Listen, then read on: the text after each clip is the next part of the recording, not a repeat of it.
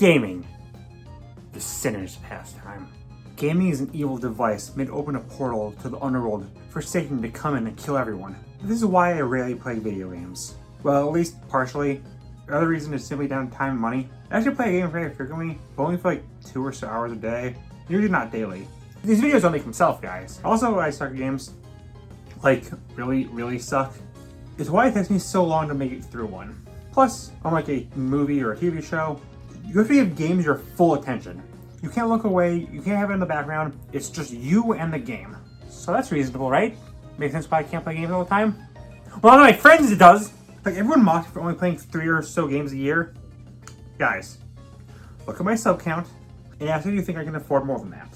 But you know, ever since my first ever watching what my friends suggest video, I've been kicking around the idea of doing a game version. So hey, guess what we're doing, frickers? An excuse for me to play more games and experience more of the favorite stuff. There's just one thing. This time, I ain't asking. I'm calling the shots. Listen, again, money and time. I'm not made of it. So instead, I'm taking 5 games that highly connect with my closest friends and playing them for the first time. Those friends, by the way, I decided to be the original 5. Gun, Sign, Invader, Viz, and Robin. They're my closest friends, so yeah, they get this because they're awesome and they're cool. Not included, don't worry, I still love you. I also love affording dinner. But those things count to watching my friends suggest video, baby! The games we each respectively are Hat in Time, Celeste, Enemy of the Smiling Man, Skullgirls, and Hades. I hope they're cool as y'all, and surprised by the way, no one knew I was doing this. Besides Gun, but shush. None of y'all even caught my older level foreshadowing in watching my friends suggest 3. Secret Saturdays. Y'all better have good taste in games. Let's play. You! Yeah! No, the other guy, the one in the hat. Hey, I have a hat! I've been meaning to hit this game for a while. Like, 5 people have told me that Hat in Time is the most meat code game of all time. I mean, it's cute. You can open it. You sell your soul to Satan. Yeah, that's the game for me. So, I finally played it. Heck, I played not even anticipating to make this video. That idea came later. I just want to finally mark this off my list. So, why did I ever get to this game? Well, there's a lot of reasons. For 1, I'm a bum. And for 2, it did kind of release at a bad time looking back. 2017 is one of the most packed years for games ever. How do you compete with all this, you know? It wasn't even the biggest indie game, or even the second biggest. But hey, 3D platformers are ignored this time. So at least have that niche, right? Well... Okay, but the game. What if we play the game? What does this button do? That might go to Guru's plan. Well, the story of the game is simple. Hat Kid is an alien from space, flying in a hat-shaped spaceship. Hi, Odyssey. But then, a girl breaks into her house and does the most diabolical thing of all time. Open a window. So now all the time he just uses fuel them scared around. Go get them. Story isn't too much to discuss, but it's cute. That's something to say about this whole game. It obviously doesn't have the budget of other 3D platformers, so I countered it by having this really cute yet simple art style. It almost looks like an early 3D game, but still modern enough to be its own thing. Mostly thanks to the fun details of the mouth and eyes being disconnected from the models, letting them be manipulated around and swapped out. Kind of reminds me of the Fate Out Parents reboot from last year, actually. The game is split into 4 main worlds. Well, 6 if you include the DLC, but after later. With a handful of chapters between them all with their own little stories between each chapter, building up with some final threat.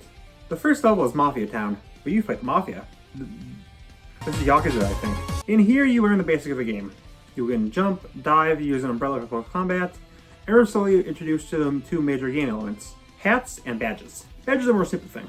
Basically, this overrated shard gives you various badges that gives you new abilities, making things easier or harder, and a bunch of other things. In all honesty, I never really used much of these. I stuck with the hookshot once I got it, since it was basically required for most parts of the game, and I pretty much never experimented with the other ones because I'm a loser. Hats are the big one though.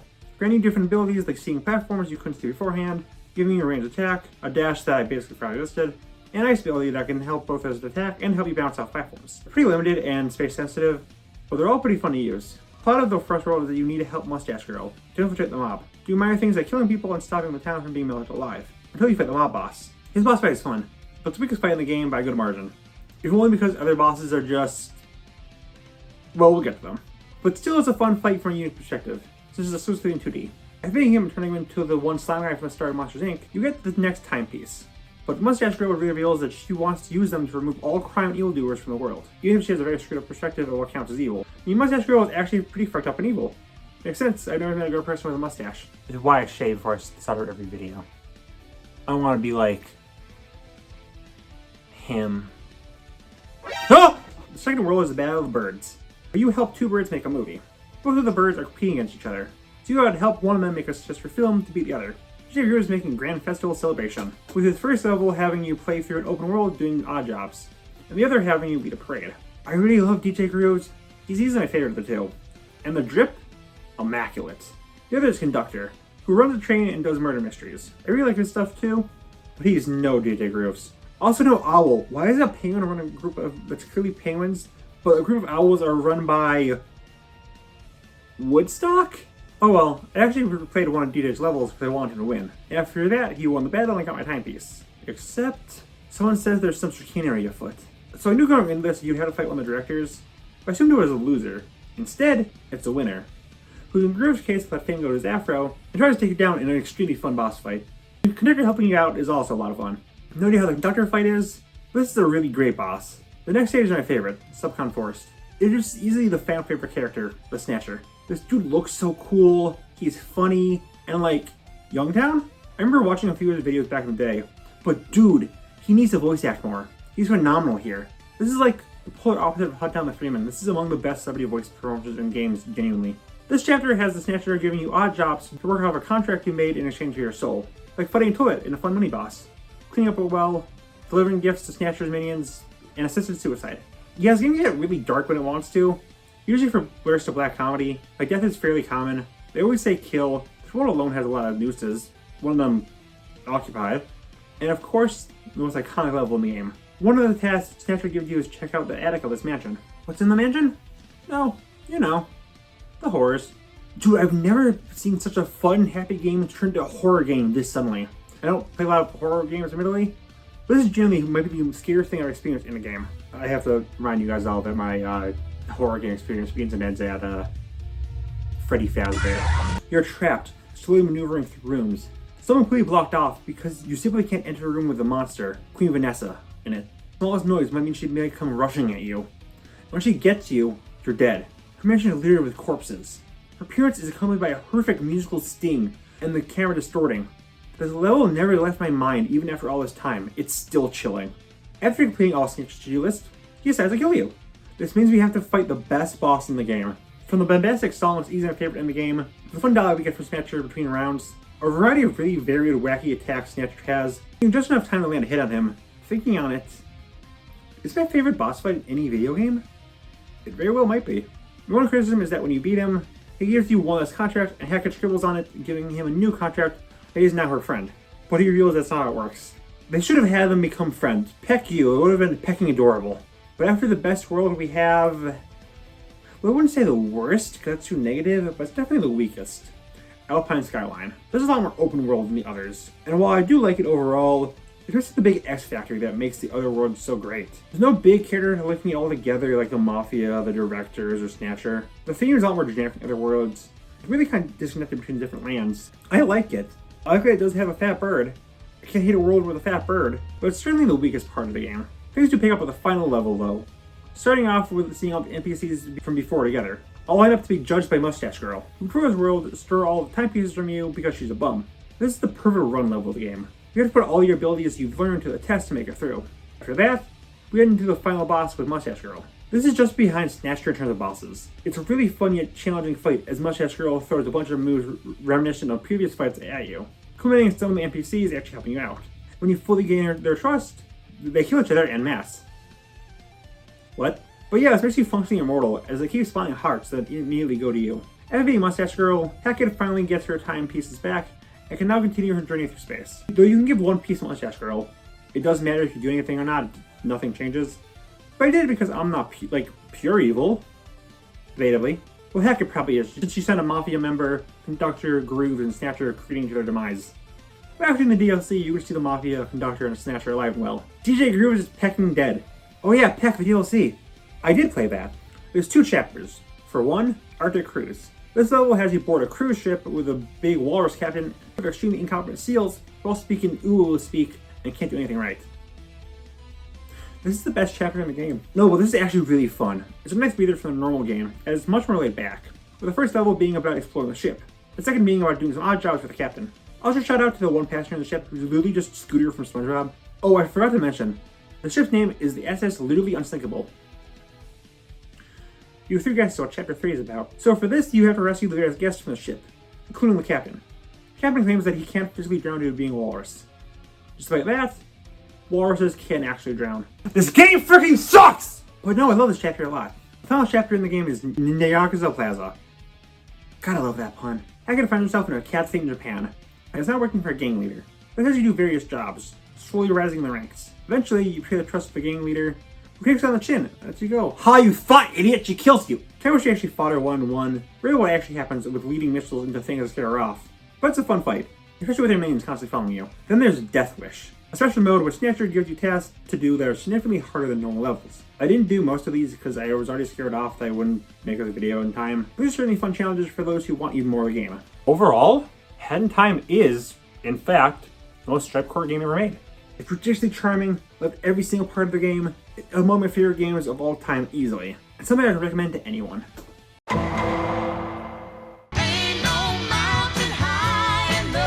How is it this video contains people that are trans, non-binary, and bi-gender, yet the person repping Celeste is cis? I'm sure you definitely have heard of this Nintendo Switch hidden gem, so here's a spiel. Girl has anxiety and wants to prove herself by climbing a mountain. Yep, that's the story. Honestly, you don't need a story in a game like this. At least a super complex one. It's mostly about little moments between a small handful of characters, probably more about Madeline's anxiety. Bonding more with a few characters, slowly seeing more of the bad side of Madeline who keeps doubting her. Just in general, building on Madeline as a character who wants to prove herself despite her crippling depression. You really get attached to Madeline in the small times we see her speak, especially via her interactions with Madeline and Theo. The story is great and simple, but the main selling point here is the gameplay. The game is pretty well known for being ridiculously simple, yet extremely hard. Madeline only has a few actions. She can double jump, she can hang on walls, and that's about it. It's a very simple tool set, really lets the very creative level design stand out. It helps that when you die, which you will a lot, you respawn almost immediately. So despite this difficulty, you never feel like it's your fault or be put off or discouraged. As I said, there's 7 main levels, plus 2 post-game levels. The first is mostly just learning the basics, as is the second level, aside of introducing the gimmick of flying through these starter platforms alongside Madeline appearing and setting up more of Madeline's struggles. Actually, going back to these platforms, every level introduces a gimmick that's specific to it. Since the levels are pretty meaty, it never feels like they're underused, which is epic. Chapter 3 though is when it gets really great. It has you enter a hotel that's run by a ghost, who actually doesn't realize that he's a ghost.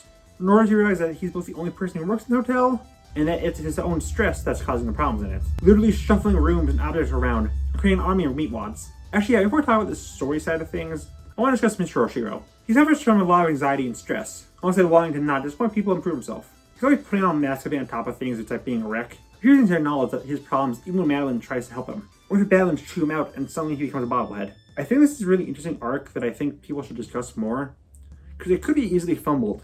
And honestly, I'm not sure how I feel about it. It goes to show you that you can't help everyone, that sometimes it's best to let people be. It also kind of goes against how you should help stress people out. But later, Madeline is in need of Theo helping her calm down. Especially since, even after all his shenanigans, Madeline has always helped them. Madeline was the one to snap. But I mean, he was the one to constantly push against Madeline and act like he was in control, usually pretty snobbily, so I can kind of get it. I'm just happy if he does patch things up in the end. This level though is just really fun. Going through a huge maze, having more active obstacles with the previously mentioned stress summoned meatwads, falling platforms, Theo John McQuitting the frick out of things. For the first of the 2 boss fights, this is when the game fully reveals itself. Actually about that boss. There's a fun twist on it mostly being a platform level. There just happens to be a powerful enemy following you. There's not a lot of shape enemies in this game, so honestly makes the shock of Oshiro hit harder. Chapter 3 has you reunite with the old woman who keeps popping up, and whose sprite looks like Danny DeVito. And again, it introduces several gimmicks. When pushing you around, blocks that move in the direction you hold, bubbles that propel you in one direction, clouds that make you bounce higher if you jump at the right time. And most notably, it ends with Madeline and Theo being stuck in a gondola, with Madeline pulling a silly and stopping it and shaking it, causing Madeline to have a panic attack. Thank God this game predates Last Wish. If we didn't, we'd never get the end of it. This is probably my favorite individual scene in the game. Just Theo helping calm down Madeline. Honestly, just kind of came a good time in my life. I like that Theo is just genuinely this nice guy who has his own problems that aren't really dived into. They hit it at a later chapter, but mostly in the background. And he's climbing the mountain to find a purpose. Honestly, I like that too. He's kind of the opposite of Oshiro, where he's going through stuff, but won't make it anyone else's problems, and wants to help people out. Even if Madeline becomes a ghost face when she starts hyperventilating. But yeah, in chapter 5 seems split. Some people load for its difficulty and really pushing the story forward, but others think this is the one time the game gets too unfair. I think it kind of overstated its welcome, but I overall really liked it. More new gimmicks, like these bubbles that go all the way in one direction unless you boost, or these platforms that move if you boost. But this time the big thing is Theo is there with you. And times you usually run off, I like the implication that he's objectively better than you and can easily parkour through the whole level, even with his backpack. What's your excuse, Captain Toad? Halfway through, though, things get really freaky. Madeline looks at this big mirror. I assume Dark Meta Knight was busy, so instead we get sent to an alternate dimension where we play as Mono Eye, who freaking kills Madeline. But not really. Now we're back in heck. Madeline is being freaky wicky and trapped Theo in a crystal, and you gotta free him while dodging all these eyes of Cthulhu. Notably, they can activate switches only Madeline can, hinting that they're all part of her. Eventually you rescue Theo when you have to carry him around, which could be annoying, because you show me someone who likes escort missions, and I'll show you a liar, but it's short and it's not that annoying. At one point I threw Theo at a switch and triggered a short piece of dialogue where he expresses happiness for being helpful. That was funny. Oh yeah, and these guys are all implied to be Theo's insecurities. It's mentioned that his sister is very successful, as he had to climb the mountain in the past. So I assume it's about him being judged constantly compared to his more successful family. People looking at him expecting him to also be big successful. After Madeline and Theo rest on the literal smallest and thinnest piece of the mountain possible, honestly it's just their fault that it breaks. Madeline really just only sped it up, where she knocks you all the way to the bottom of the mountain. Chapter 6 has some more stuff.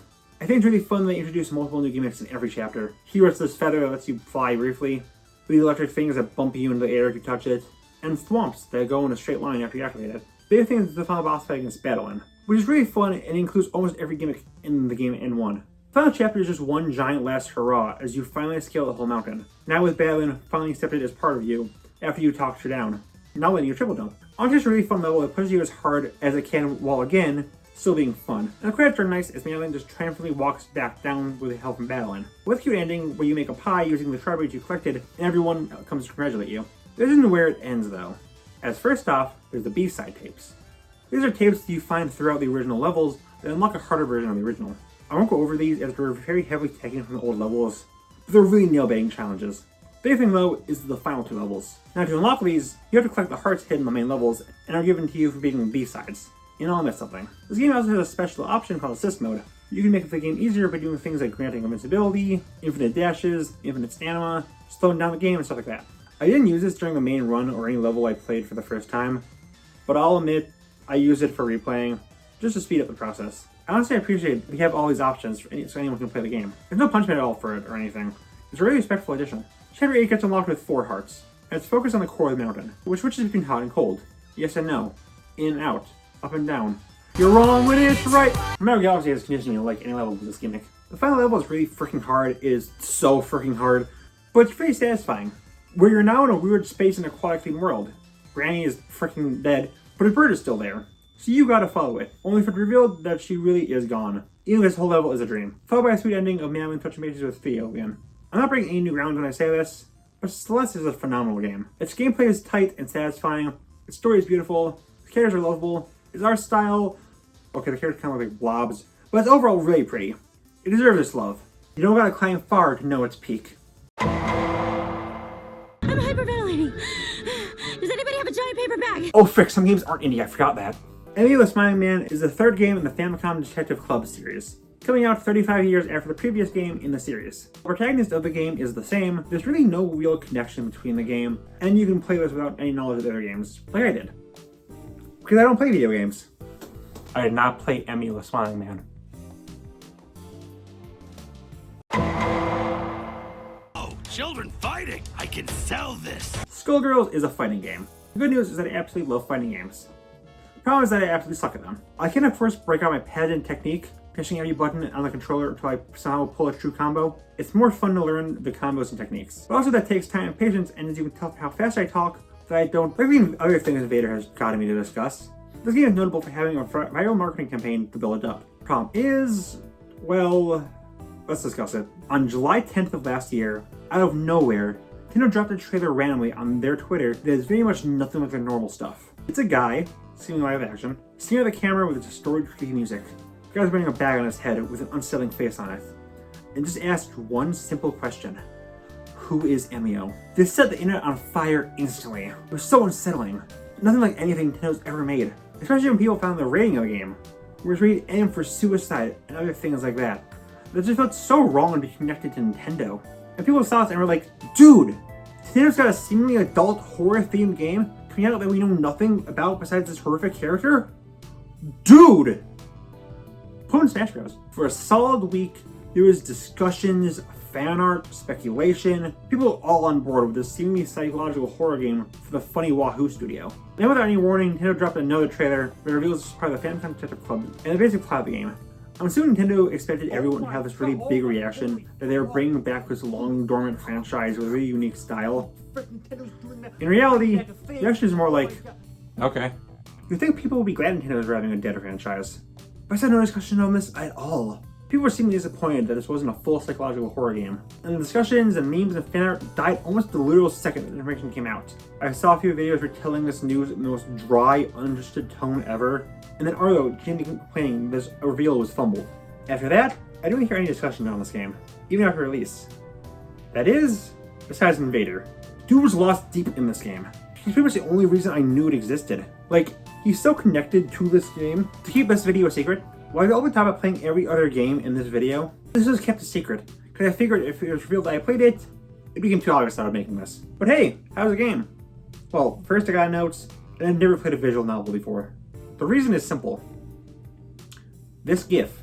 Genuinely, this GIF put me against playing a visual novel because I thought it would be boring. It's basically a movie where you press a button every minute to follow. I'm sure I'd like Ace Attorney, for instance, but I was scared off. Hey, nothing's turning on to them. The game starts with the death of a man in the forest, and you, a young private investigator, you look at the case and need to solve it. Soon enough, you found out about an old urban legend named the Strong Man, which bears some similarities to the recent case. As the victims and the new victim all have this weird similarity of cosplaying Chester Bad-Bat's dad after death. The gameplay is pretty simple. Yes, you just press A for 10 hours, but there's some thought to it. You have a handful of different things you can do.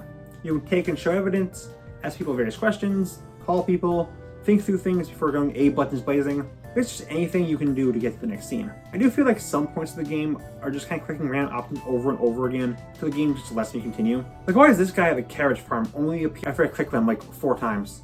Was he literally A-ing off screen or something? Or I'm in the car, I just feel like I'm trapped picking answers until this guy finally opens up to me while the bathroom repeats. I'm in an eternal repeating nightmare.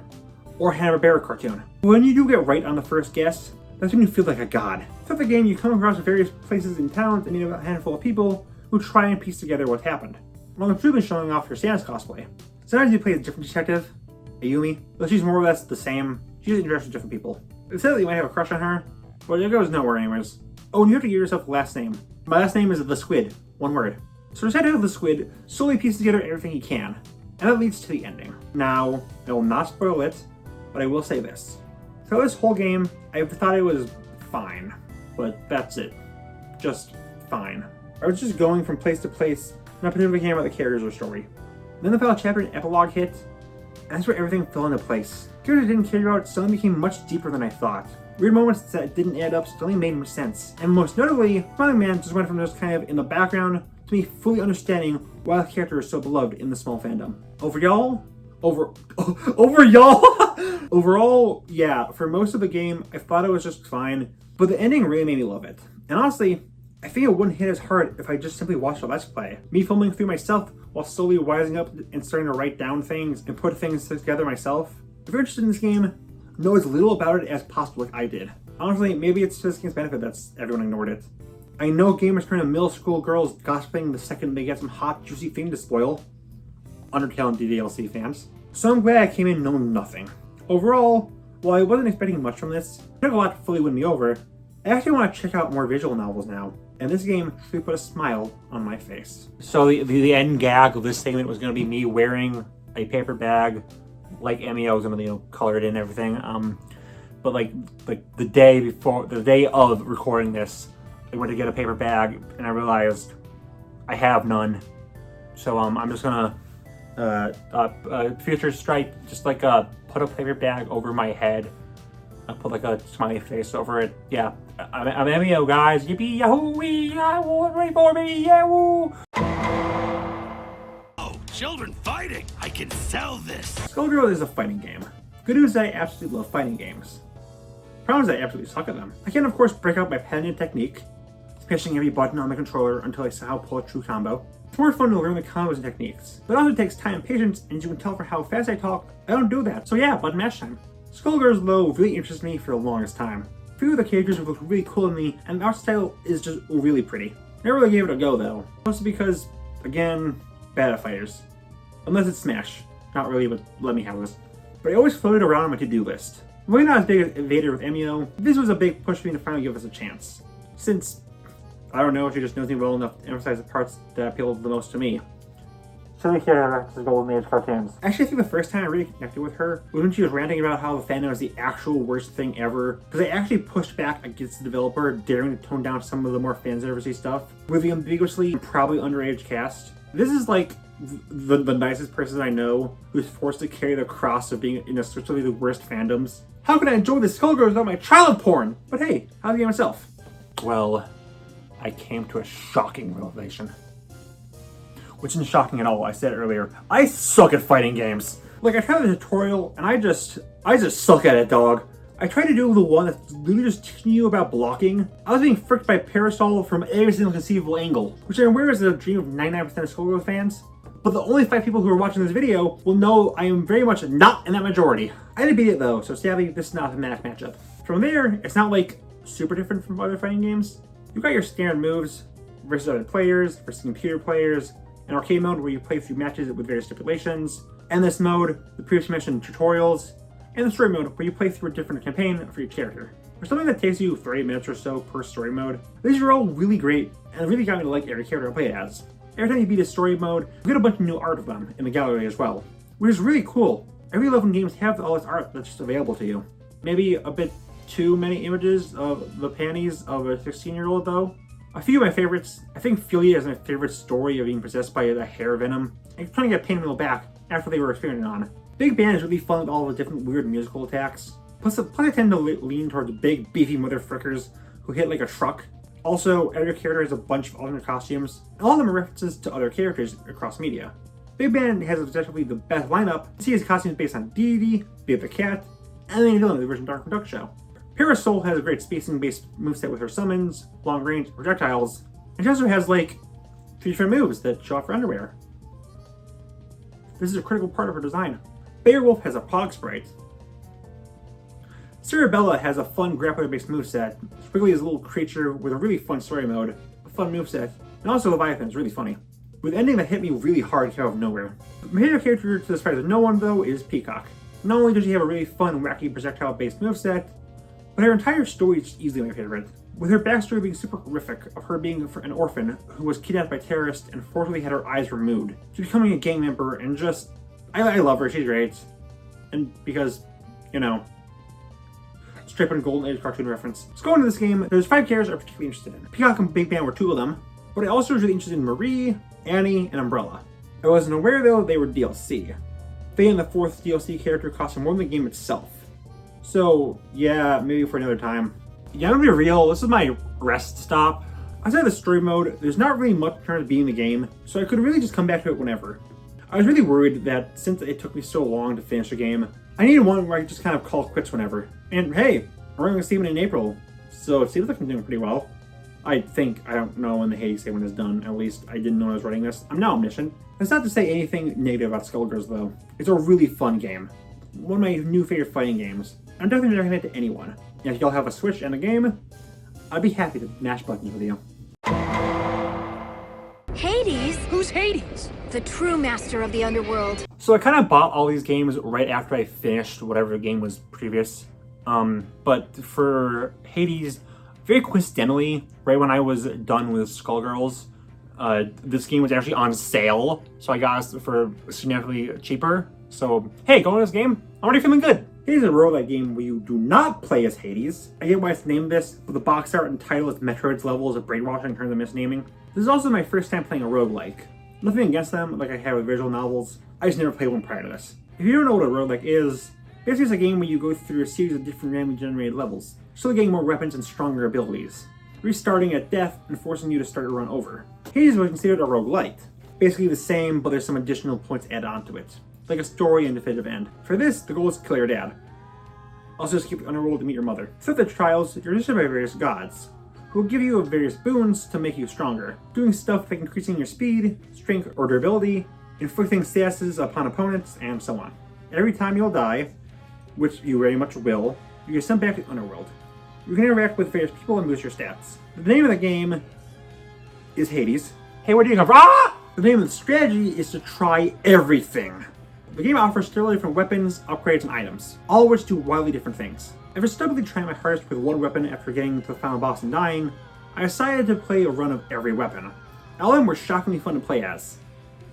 Besides a cannon, that thing takes way too long to kill people with, but the shield is definitely the one for me. Thanks to its really strong normal attack and its special letting me go full Captain America and doing pretty good at far range. There's 4 main worlds in this. The first being Tartarus, where you usually fight Meg, but rarely you fight another Fury. The second world, Asphalto, is where you see a lot of skeletons and fight the easiest boss ever with the Hydra. The shield just neutralizes him instantly. Just spam the throw and it'll instantly counter all of the attacks he throws out. Stupid idiot dragon. The third world is Elysium. It's the nice place. It actually knows Underworld-like because it has a stupid freaking ball and it's Butterfly Armageddon. You know the butterfly effect, right? What if you're ready to just have a million butterflies all flap their wings? I'm sure they'll tear the earth apart. The bosses here are Theseus and the Minotaur. Occasionally you fight the Minotaur on his own. There's no upside to it since you always fight both after beating the Minotaur. It's just sometimes you gotta fight the boss twice. I guess Minotaur's easier of the two, since he doesn't spam ranged attacks and lacks Theseus' shield. If you know what you're doing though, as in run like a little sissy baby, that works. If I want to get some meat for Cerberus, who's a very good boy, and basically you just power up against some weaker enemies before it's time for domestic abuse. And when I killed Hades, I truly felt as strong as a god. Then he revived himself.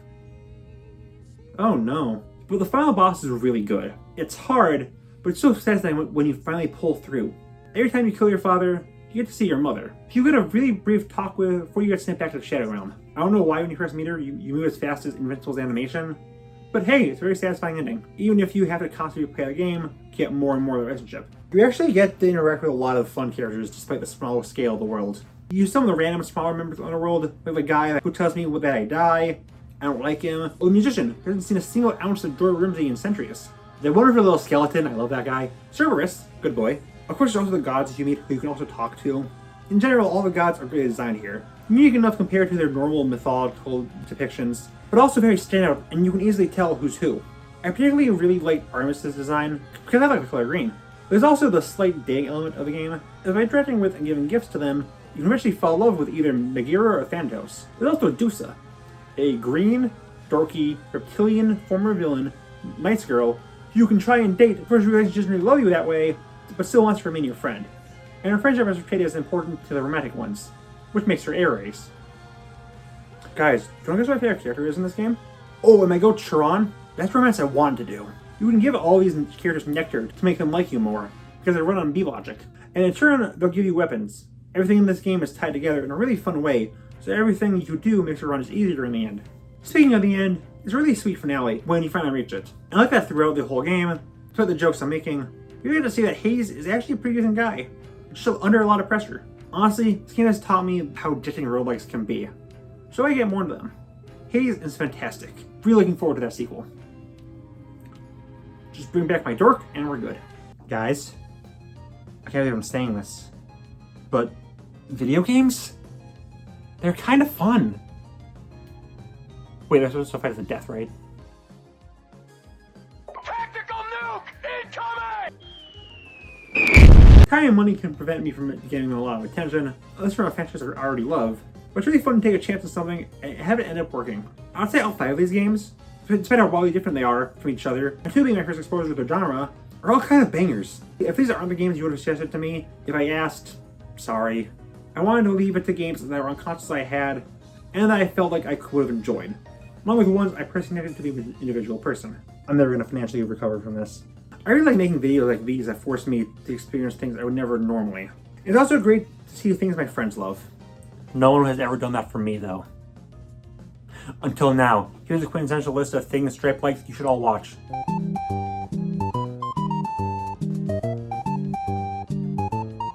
These videos that force me out of my comfort zone are really fun. Too bad I'm never making Watch My Friends Just 4. Our plan to make it if my Discord server hits 100 members before its anniversary. It's been frozen at around 60 for basically its entire life. We have until July 20th. Moon's almost full, RJ. See you in a month. I highly recommend these 5 games as well. All 5 has jumped to some of my favorite games of all time. Also, all 5 have a character that I have now thrown in my colossal favorite character list. Yes, that includes Amio Invader. I hit him until now, but he's there, you can check. Thank you 5 for being there for me. Hope this video was enjoyable. Now, for some of my other friends, I'm sure you're wondering, will I ever make a part 2 of this? No. If you buy me a game, I'll play it, and if I get enough, I'll make a part 2. You understand that's not how contracts work, right?